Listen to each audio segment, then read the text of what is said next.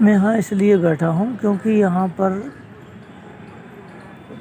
10 minute पहले एक Gujarati ladies जो है ना बेचारी, वो जहर पी लिया है, शीशी पी ली उसने जहर की, और उनका फैमिली यहाँ रो रहा है। तो मुझे बहुत दुख पहुँच रहा है उनको देख करके। उनकी पूरी फैमिली इस समय रोने बिलखने में लगी है।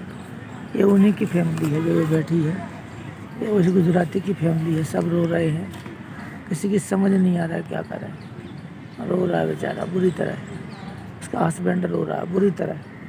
ये सब उनकी फैमिलियां हैं, बच्चे हैं जो सब रोने धोने में लगे हैं, और कुछ नहीं कर सकता कोई, क्योंकि मृत्यु जीवन का अंतिम सत्य है। आपस में लड़ गए ये लोग, और लड़ने के बाद इनका आपस में झगड़ा हो गया मियाँ बीवी का, और झगड़ा के कारण ये लोगों ने ऐसे कदम उठा दिया। वो तो लड़की समझदार नहीं थी, नई शादी हुई थी, तो अभी इतना दिक्कत इनको बहुत हो गई है, बिना मौत के मारे गए ये लोग। और यही कारण है कि आदमी को लड़ना नहीं चाहिए अपनी पत्नी से, बच्चों से। और जो लड़ता है वो फिर बाद में जब कोई मर जाता है तो फिर रोते हैं। अभी बिलख बिलख के ये भी रो रही है, बिलख बिलख के उसकी बेटी रो रही है, और बाप रो रहा है, ये जो सारे रो रहे हैं। ये गुजराती है, वो लड़की जो बैठी है ना वो रो रही है। और यही मुझे दुख है कि क्यों ऐसा तुम लोग करते हो, ये नहीं करना चाहिए। और जब आपस में जब लड़ जाते हो तो लड़ना नहीं चाहिए। क्यों लड़ते हो? लड़ने से क्या मिलने वाला है? कुछ नहीं मिलने वाला है। तो ऐसे मत करो। सब रो रहे हैं, एक दूसरे को ढाढ़स बना रहे बुढ़ी माता जी। और ये जीवन ऐसा ही है, अमूलक दात है, इसको आपस में लड़ झगड़ करके नष्ट करते हैं लोग। ये मूर्खता है मनुष्य की, और सबसे बड़ी मूर्खता तो यही है कि देखो, ये हम अभी जांच कराई है, तो जांच में हेमोग्लोबिन 13.G, RBC इतना, 1117 WBC, प्लेटें कितनी हैं, ये सब चीज़ें आ रही हैं। तो ये ध्यान रखना है हमने कि आप गलत काम नहीं करो।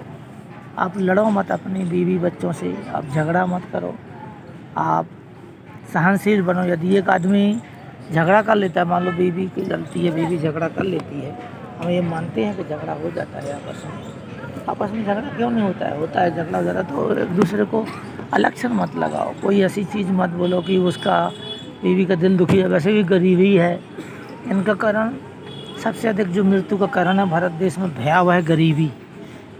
वस्तुओं का अभाव, अच्छे कपड़े नहीं पहन पा रहे, अच्छे खाना नहीं खा पा रहे, अच्छी ज़िंदगी नहीं जी पा रहे। कुछ चंद लोगों ने इस भारत देश पर कब्जा कर रखा है, गुलाम बना रखा है। भारत देश के मंत्री, मिनिस्टर, CM, चीफ मिनिस्टर, या दूसरे भी मंत्री जो चाहे कांग्रेस के हों, चाहे वो BJP के हों, सत्ताधारी पद के हों, या कोई IAS IPS, इन लोगों ने भारत देश पर कब्जा कर रखा है, और ये भारत देश को गुलाम बना के रखा हुआ है। तो गुलामी का कारण क्या है? तुम ही हो, कोई दूसरा थोड़ी। गुलामी का कारण आप ही हो।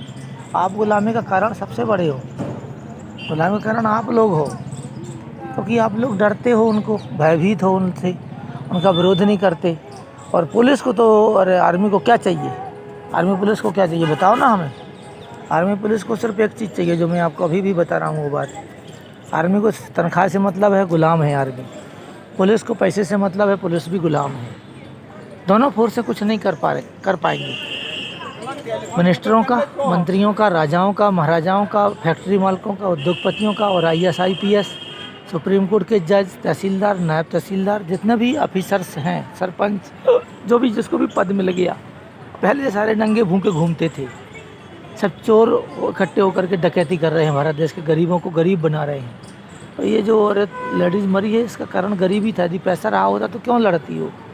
खाने पीने के पैसे लड़ाई हुई होगी, या अभाव है, खाने का नहीं है, बच्चों को पहनने का नहीं है, कपड़े नहीं हैं, या मान लो कोई और भी कई समस्याएं आपस में। जैसे अब कोई समुद्रता से नहीं रहता, समझदारी से नहीं रहता, लड़ते झगड़ते हैं, गहराई से नहीं समझते बात को।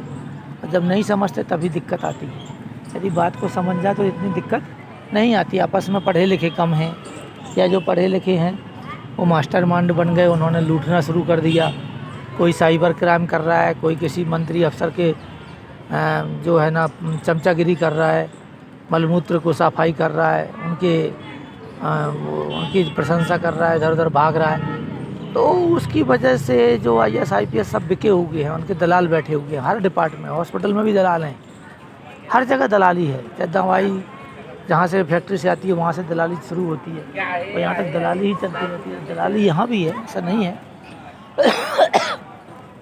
बहुत भयावह गरीबी है भाई, और उस गरीबी का कारण, सबसे मुख्य कारण है यहाँ के जो लोगों का रहन सहन, और ये सब चीज़ें इनके व्यवस्था इनकी ख़राब करने में, यही सबसे बड़ा कारण है।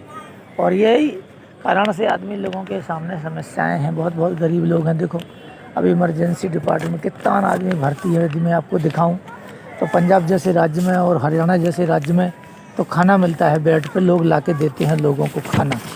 पर यहाँ तो कोई कुछ नहीं देने वाला आपको।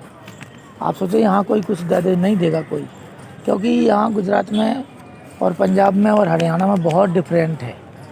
गुजरात में विकास है, तरक्की है, धन संपत्ति बहुत है, लेकिन एक के पास अरबों रुपया है, एक के पास 1 रुपया भी नहीं है। ये यहाँ की सबसे भयावह कंडीशन है। और इस भयावह कंडीशन में जब किसी का परिवार मर जाता है तो मैं उसके बारे में सोच रहा था कि इस फैमिली को क्या करें। बेचारे रो रहे हैं, पछता रहे हैं, दुखी हो गए हैं। उसने बेचारे ने, लड़की ने, लेडीज़ ने सल्फास खा लिया, पता नहीं वो दवाई पी ली, तो बिना मौत के ख़त्म हो गई, डेथ हो गई है उसकी। और उसका फैमिली पूरा लेके गया है। अब क्या करें ये लोग भी, आप भी सोचो ना, ये लोग क्या करें।